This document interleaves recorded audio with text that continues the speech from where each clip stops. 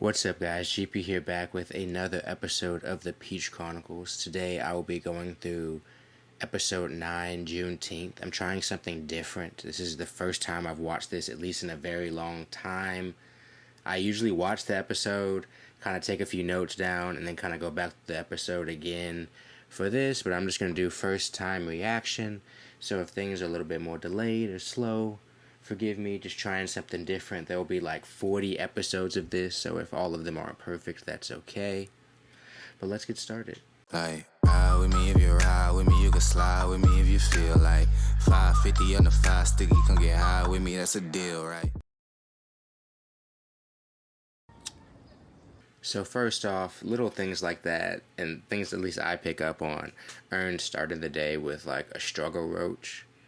Somebody with bread will get up and roll something new. I know that's not everybody. Some people may love smoking on the little end of a J or whatever. But to me, in scenes like that, he's just establishing right off the bat, I still don't have bread. And not that we necessarily need to be reminded of that, but it does, for me, it sets the scene a little bit. Coming back tonight? No. Ern is in a phase to where he's staying at women's houses just to have a place to stay. He's honest, though. That is one thing about Ern in most episodes, is that he's a lot of things, but he's typically, other than Darius, maybe the most honest character. And he's honest while knowing he's being honest. Darius is honest, a little more absent-minded, if you will. At first, we thought it could be Van. I think they made it kind of close to where the skin color, I mean, obviously she's a little bit darker than Van or whatever, but it could have been Van in the background. But now we see the fact that he was smoking in the room, he wouldn't do that if Van was in there. Then we just obviously see that it's a different woman. But we also know that this is a very temporary thing. He's probably going bed to bed, just finding places to stay, trying to enjoy himself, decompress and shit. Living kind of like as a college kid after college life. Thanks. Also, with that encounter, he showed a good job of that awkwardness, because after like that one night stand or something kind of temporary, whatever, what was he supposed to say? What do you say? Because everybody knows it's kind of temporary in that moment or whatever. But it's just like, what do you say other than like thanks? But thanks almost makes it sound like it's like prostitution. But thanks isn't. It's not the same thing, because you didn't give her money or anything. But just an awkward situation. So we just seeing more of their situationship. Also good for life. Why else do you think I'd be here? To me, it's clear now that they're just in one of those situations where it's useful to look like you're in a stable relationship. Kind of like a wedding or a boss, like a work event, stuff like that, to where even if you're not in a stable relationship, you're going to take the most stable person you have. At least the person you know that's not going to embarrass you. You actually can be comfortable, like y'all need to hold hands, be presentable next to each other, especially if you have a child with that person and people know that that's your baby daddy or whatever. It looks better if y'all are in a united front. The way that, just to go back a second, I know he was so sick that she walked him out. He was, I know in that house, he's like, I can just leave. But no, she had to get dressed, walk him to the door, and she had to see him walk her to the door. She's calling him, blowing him up because he's in another woman's bed, which that's each one of their prerogative. But and then he comes and smells like weed. Like when a man is committed to a woman, he's willing to do a lot of stuff. But men who aren't committed to certain women, like how he's not really committed to her like that, aren't willing to go out of their way that much. And I'm not saying that that's a good thing or that's a bad thing or anything like that, but he does a great job of illustrating that. Like he says it, I'm doing this for my daughter. If it was for you, I wouldn't even be here. And that says a lot about the current state of their relationship, but also at the fact that she's kind of annoyed, so that means she's a little bit jealous of the situation, regardless of whether she's lonely or whether she actually doesn't like the fact that Ern has found another woman or something like that.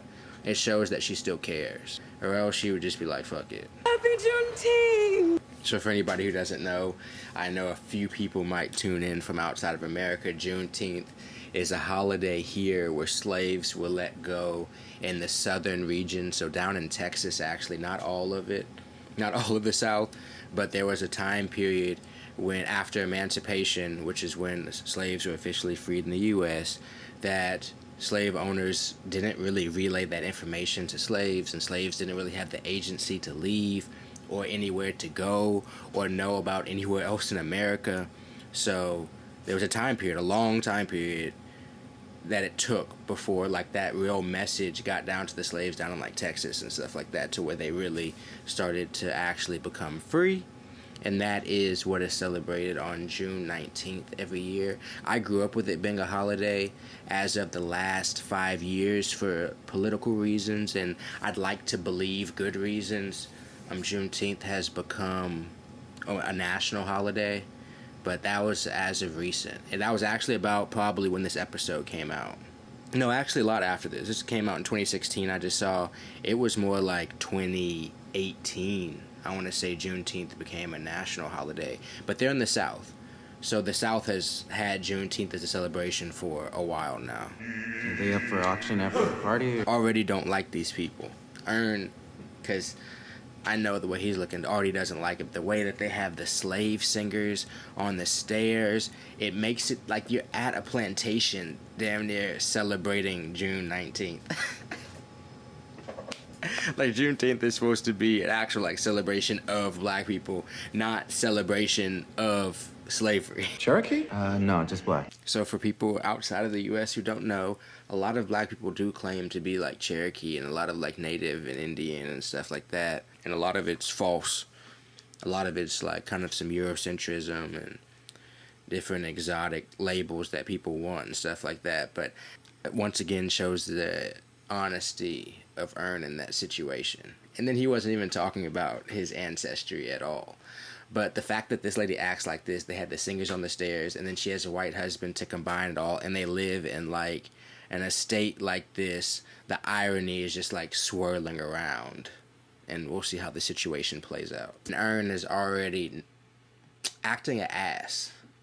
Like, he knows what he's getting into, but just go there and just act civilized. Like, sometimes niggas just be tripping. We have a fixed cocktail menu for the evening. Like, the tie, it's just too much.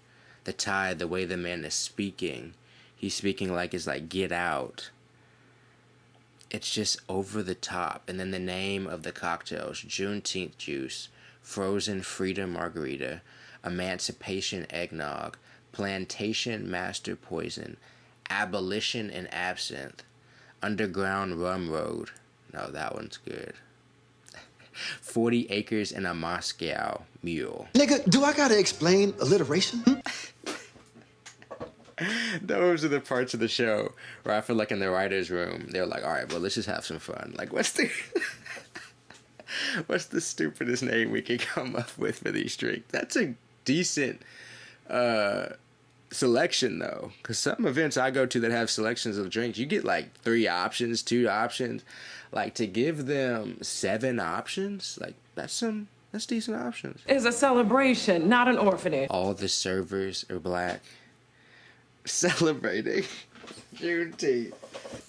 Straight plantation style. And the staff all hate it. Clearly. Fancy Ivy League husband is here, so there's no problem there. So you can see they're keeping up appearances because Van is using whatever advantage she can. She probably told him, because Ern did go to an Ivy League school. And I think this might be, this is like the second time they've brought it up. We never really get his story until, season 4? Yeah, season 4 when they come back. We don't get what Ern's Ivy League story is. That is a great build-up. As someone who wants to write, man, that's how you weave a storyline through there. And to me, that's a gamble, too.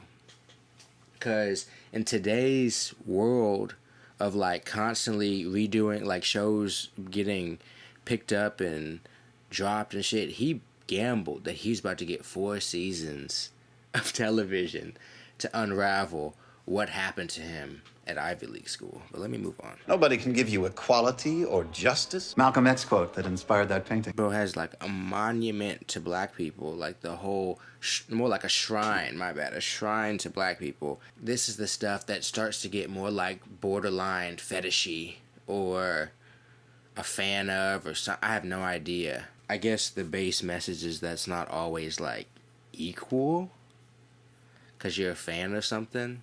Sometimes stuff just gets over the top, but I would also like to hear the other person's perspective. I'm not here to cast judgment. I can just see that that's what Ern is thinking on his face. That's probably what I would be thinking in that situation, but I'd be open to hearing more. It accurately depicts the plight of the contemporary black man.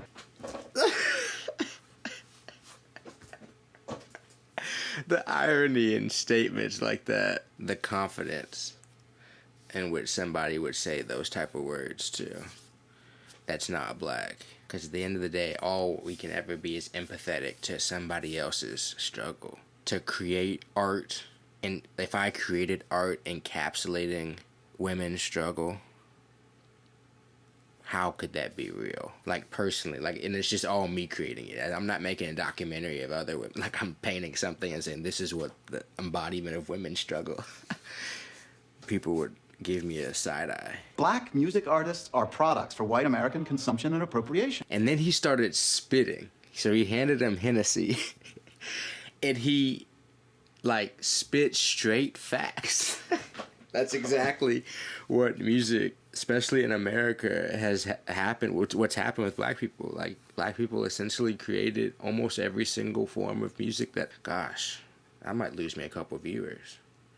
But black people pretty much created almost, I'm trying to think of one that we didn't. I would ignorantly say maybe metal, but I've seen a documentary where there were early black metal artists. But and that's still from rock and roll. But regardless, it had a lot of that legacy has been stripped from. The fact that me saying that is a radical statement means that a lot of people's history has been wiped clean in their eyes on how most of America's major art forms have come to be, at least in the music side. The person that Donald Glover and the writers of Atlanta choose to deliver the truth of each episode is a variable, and it's going to come in strange ways. It always does. Almost every single episode. And he's delivering truth right now, but it's not from the mouth you want to hear it from. Is this Hennessy? Of course. Like, this is one of the livest things about being a multidisciplinary artist. He's acting right now. This dude has Childish Gambino's album up there. And that's also not something you would expect a middle-aged white dude to have on his shelf. Especially not in 2016. Maybe now, almost 10 years later, which is crazy, but, like, maybe now it's different, but I can't stop laughing. The situation that he casted up, and how the dude's overall actually pretty cool, and how in America, way more white people than black people have been to Africa. You've never been to Africa? No. You gotta go. I swear.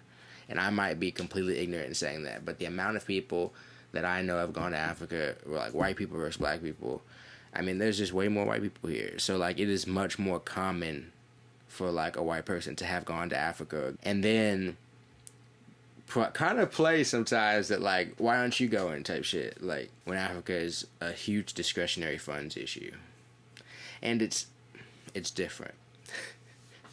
Let's move on. Where are your ancestors? This spooky thing called slavery happened, and my entire ethnic identity was erased. A lot of it has to really do, it's associated with race, but a lot of it really has to do with, like, just economic privilege. Like, this dude's so rich that, like, yeah, he can go to Africa, and he can go to Africa in luxury. He probably flies first class to Africa and then stays in one of the best hotels before he goes on the safari, and then comes back, and it's all safety, and he has his skin to, like, keep him safe in these situations and stuff too. It's not the same for even a black person. Like, the fact is, like, say a conflict popped off in Africa, the chances of one of us getting swept up in that shit, if you're in a non, like, stable area specifically, but if you're just Just being out on the street walking, like, when you look different, there's an advantage in that situation. And I might delete this out the episode, but a white person might go to Africa, and yeah, you feel like a minority, yeah, you're different and stuff like that, but it's not the same thing as a black person here in America that's surrounded by white people. And I think that some people try to make that the case, and it's simply not. Because over there, they're still treating you, like, very well. And they're treating you as, like, a rich American, how they're going to treat that. That's not how we're treated here in, like, juxtaposition to race, switch it all up and stuff, and you get what I'm saying. So I think when a lot of white people are saying that black people should go to Africa, there's like a layer of safety around them that they feel that we simply don't feel. And it might not be accurate. You might go to Africa and have the greatest time of your life, but it is something that's foreign to us. It's something that we're a place that we'll stick out in maybe the wrong ways that make us more susceptible to have issues than a middle-aged white American man. Gosh, that was a long explanation. It's like so much agreeing empathy that it's like no way they could be hearing you based off of what they just said. Because if he understands the fact that most black people don't know their heritage, and it's almost impossible, especially within the confines of most people's budget, to do so, then he would have already known that more than likely Ern doesn't really know where he's from. That's a strange question to ask an American black person. An American black person really is the only person in this country that doesn't really know that stuff. And some people do, don't get me wrong. There's first generation, second generation, but black people who have families go back generations and stuff, and with the paperwork that all types of races of people had at that time, and even the lies that need to be told about race and all these type of things to fit the mold of how society would have been, our history is muddy. Do you think that I am happy you're having to prostitute myself for an opportunity? Maybe. Do you think that I'm happy that I need you here in order to do that? Maybe. Those are very both strong maybes. He had a point. And they really had a food shape, like a slave ship. I am like Ern, to where somebody damn near has to chew me out to get me to act right. And that's a bad trait. She had to go off on him, and he could have just been acting right. Like, just be okay for 3 hours. I swear I can stop being an asshole for 3 hours. It might be hard in certain situations. I caught myself in a funeral being an asshole. And I was like, bro, you gotta check yourself. It doesn't matter what that priest said. Just sit there, be respectful, and move the hell on. So then the next scene, he's in full character. Like, it's a skill. I shouldn't even give away these secrets, but it's just a skill that us black people have. We can code switch at a level that other races typically cannot. Let me say that. And even when they think they can, it's not close. We can do some code switching. Because you have to understand, that's an old black lady. So, like, black people have code switching within our own culture. And then we have code switching for American culture. And then we have code switching for American white. And then if you're in really diverse areas, code switching for Latinos, code switching for, like, Asian people. There's so many that, because each one of these groups faces black people, like, so different. And other races can do this. Please don't say get some superior, but, like, black men specifically, the amount of disarming that we need to do in most situations for us to feel comfortable and for other people to feel comfortable. It's for other people to feel comfortable. It gets extreme, and it gets so extreme, and that's what's so good about this show. And even the episode where Alfred was on the show, and he had to really switch his language up, his whole entire posture up, to even be received. And as soon as he did that, the lady was like, I agree with you. That's the power of code switching. When you're sitting in a certain position, talking a certain type of way at a certain cadence, somebody can't accept it. But if you're able to deliver that in the same in a different vibrato and be able to relate to them. That's the skill of code switching. And Paperboy starts to learn how to. He realizes he can't abduct people behind a club and hold them up and stuff like that. You damn near have to code switch into celebrity mode in terms of like just being a little bit more passive. And when you have money like that, you just gonna lose some of it. He don't have it yet, but he's at the stage where he's more famous than rich, so. Takes place at a strip club. 2 gangbangers hold a pastor, a drug dealer, and a pregnant teen hostage in the middle of Hurricane Katrina.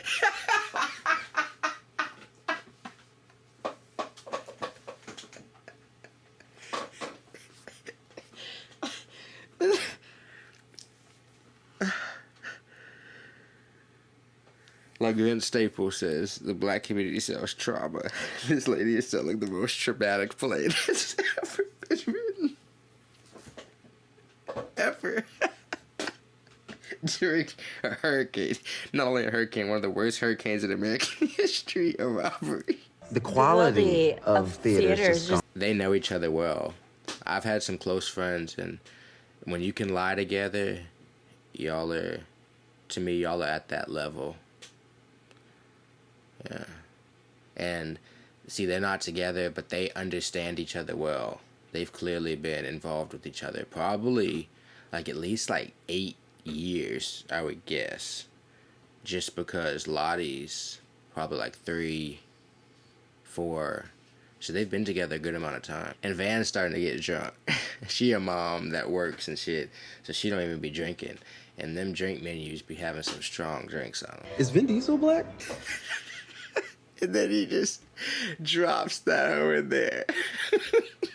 Questions that black people have. Sometimes he drops them in. I should be keeping a tally of all this shit, but I don't. But he has things like that. I don't think we've gotten to it, and I'll probably spoil it, but there's a line, just because it's on top of my head, where Van's like, are black people brunette? And he has, I'll find more examples of it, but that's just one of those things that, what are these technicalities? And what's the answer? We've looked it up. I've looked it up before. That's how I know that this is a very interesting question to black people. Black people be like, is Vin Diesel black? Because in America, some people lie about their race just for advantage, and I am not in any way saying that Vin Diesel is a liar. I am just saying that throughout history, it's pretty common. Between going to Lottie's cello recitals and volunteering for at-risk Filipino youth. Just lying. If you give him permission to lie, he's gonna lie. He's gonna say, and he's trying to break her. He's trying to make her laugh. And these would be the type of people you meet at this type of event. There actually are a good amount of black people there. It's just the type of black people. Every race has class distinctions, and these are the rich black people. And rich people of any race tend to be out of touch. And how to treat your woman. The way he shot this, how tall is this pastor? He looks about 6'9". The South has a lot of mega churches, and they be trying to sell you on stuff. I grew up in a mega church. I know. And now this pastor is combining church with, like, it's prosperity gospel. It's combining church with money and status and how you treat your woman and stuff like that. It's a one-stop shop for getting your ego up, getting your persona up, getting some Jesus, and getting rich. She's a pretty woman. Never introduced his wife or anything. She's just standing behind him. But it was also just, he's preaching everywhere he goes. And he's creepy. She honestly doesn't get the credit she deserves, ever. But that doesn't deter her from being what she is, which is a mother, provider, and a partner. The nigga's a cold actor. He does, I think, feel this way about Van in one light. But, I mean, obviously he's an actor. But niggas can act. We're looking for new members in our Jack and Jill Atlanta trap. She got caught so off guard by his acting. She got caught up in it. And then Jack and Jill is a black pretty much outside of college, fraternity, sorority type matchmaking type situation that exists for black people here in America. There's like a couple different organizations like that, and Jack and Jill is one of them. And it's something that like kind of the parents join and they get their kids in it. And I wasn't a part of it. I couldn't have done something like that, but it's popular here. And there's chapters all over America. See, and the thing is, when you get into this acting, it's dangerous for some people. Some people can get lost into it. You know, like, I feel like in this situation, Donald Glover is completely disassociated from the situation. Like, whatever happens in this house actually doesn't matter, is of no consequence, and means nothing to the future of my life. And some people, it's hard for them to act like that. And Van's doing a great job, or Zazie Beetz, is doing a great, I might not even pronounce that right, but Van's doing a great job of acting that out as well. That can be a lot of pressure for you, to have to conform and be different. For a black man, like I said, like, we have to do it so much, like on such a even daily basis. Even in like a virtual world, we still have to be literally like shells of ourselves for like a job, or for most jobs, and then be ourselves in a different realm and try to balance that with even relationships and family and stuff like that. So it's on a different level, and I'm probably going too deep into this, but that's why Donald Glover is able to do it so easily, because he's doing it everybody he's doing it with. He's doing it with everybody. He's doing it with her. You know, he's doing it with her. He's doing it. He has to play the dad role. He has to play a certain son. He had to play the hit it and quit it the night before, and he's got to play a manager at the same time while having to be a different face for each person. So this is natural for him, and this is really how it be if anybody out there has been around like super wealthy people. I swear it's like, and maybe because we think of them on TV or some type of Forbes list or whatever, it seems like they don't have fun. And they definitely don't have the type of fun that normal people have a lot of times. Their fun is different. I feel like their fun is secretive. Somewhere off the books, I don't know what. But anytime I've personally been around wealth in my life, which has been on a few different occasions now, it's typically not very enjoyable. It's not very fun. It's not what you may have thought it would be. Because something has more money and it has more status or something doesn't make it a better event at all. The people make it a better event. And when you're in a room full of out-of-touch people having superficial conversation, and the coolest person they've met so far at this party is the white husband, they're not having a good time. You're mean. Sorry. And then this is what happens when you get caught up in these lies and drinks get involved and stuff, because Donald really did exactly what she asked to do, but he knew the right buttons to push to get her to be like, and that's why he said sorry immediately, because he knows what buttons to push. He didn't have to go that over the top in the description of her and stuff. But when a dude's in his bag, he's in his bag. I'm about to do a poetry reading. Dude's just about to force this poem on him. This whole black people as a hobby shit. So now we finna get the game. Because clearly, this lady knows you're not about to just trick or fool a black woman, for not this age black woman. Definitely not. And so she's about to, I think, just spill the beans to Van about what the situation is, and then it's really going to be up to Van as to whether she's trying to live this type of lifestyle, because it takes a certain amount of sacrifice. I like crack, but I love my money. I don't know what I have to say about that. I'm not trying to make any sweeping generalizations or anything like that, because that's not how everybody thinks. Van sitting there like, I don't think I agree with that. But I do know that is, for a certain demographic of people, or a certain group of people, that's what the goal is. Because she just for sure said she didn't love her husband. Or she loves what he comes with. And I don't think that's all women. Because not all niggas, not all dudes come with a lot, too.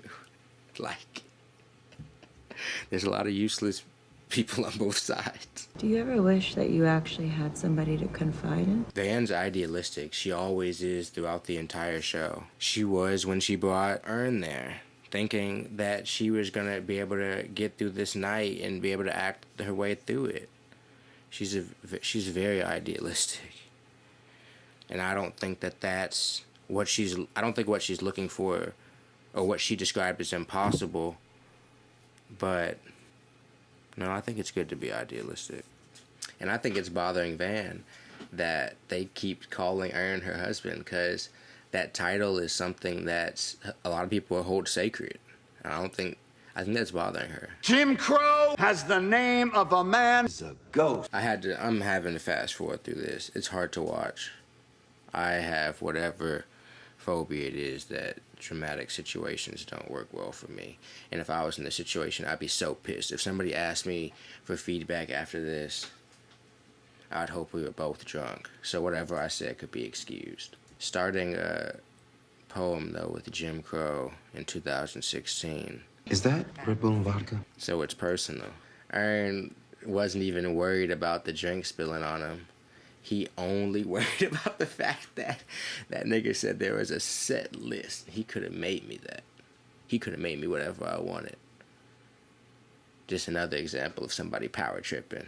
I think that's another thing he tries to highlight. In the last one, it was that bar. It was the bouncer that was just being an asshole. Like, when people have the opportunity to be an asshole, they're just going to try to be an asshole. Even the club owner. Like, for no reason. Give the Paperboy. Why do you have your sister's underwear? So, Paperboy blowing up a little bit. Earn got a little bit of notoriety just from working with Paperboy. Like, when you start getting notoriety by association, you starting to pop a little bit. Earn is Paperboy's manager. Like, why would he know that? Why would he know that? That's Paperboy's manager. I've been following Paperboy since the start. He's just spilling the beans. It's so cool that he knows everything about Paperboy, and in the worst possible time it could be. Like, they were just about to get out of the whole situation, and this dude's been following Paperboy's whole career. He literally has like a Paperboy savant in the house when he doesn't need him there. Every decent person has at least one trifling thug in the family. I don't know what I want to say about that. He literally felt the racial tension more than she did. Whoa. Like, he legitimately thought it was cool that this was Paperboy's cousin and manager and stuff like that. He actually wasn't judging him negatively. When she heard rap, she immediately looked down on it. And this is what I mean by he had to play. This is where it's hard. Like, he had to literally have one mask for this white dude who loved rap, and he had to have another mask for this older, judgmental black lady.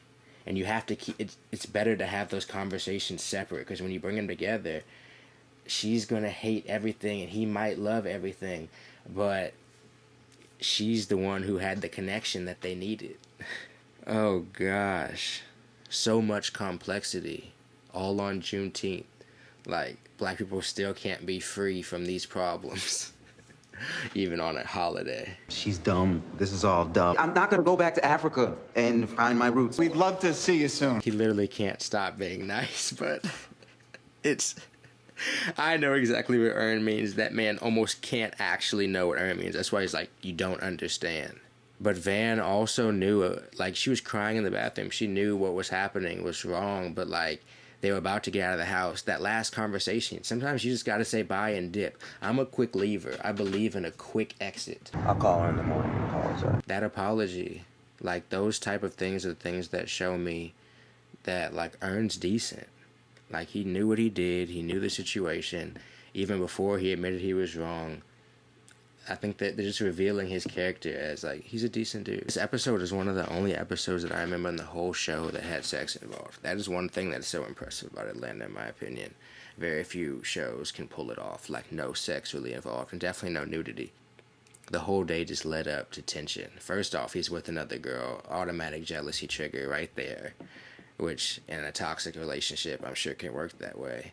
And then he really did what he was supposed to do at the party But then once stuff got to a point where he couldn't take it anymore, he spoke up. All these things were just things that excited Van, I guess you could say. But gosh, Juneteenth is a strange holiday to celebrate in that manner. And a horrible crowd to celebrate it with. Juneteenth's pretty fun. I've had a good time last Juneteenth. I had a good time last Juneteenth. I'm excited for this one. Guys, that was episode 9 of Atlanta Juneteenth. I will be back for episode 10. I really enjoyed that episode a lot. I'll see you guys next time. $5.50 on the 5 sticky, come get high with me, that's a deal, right?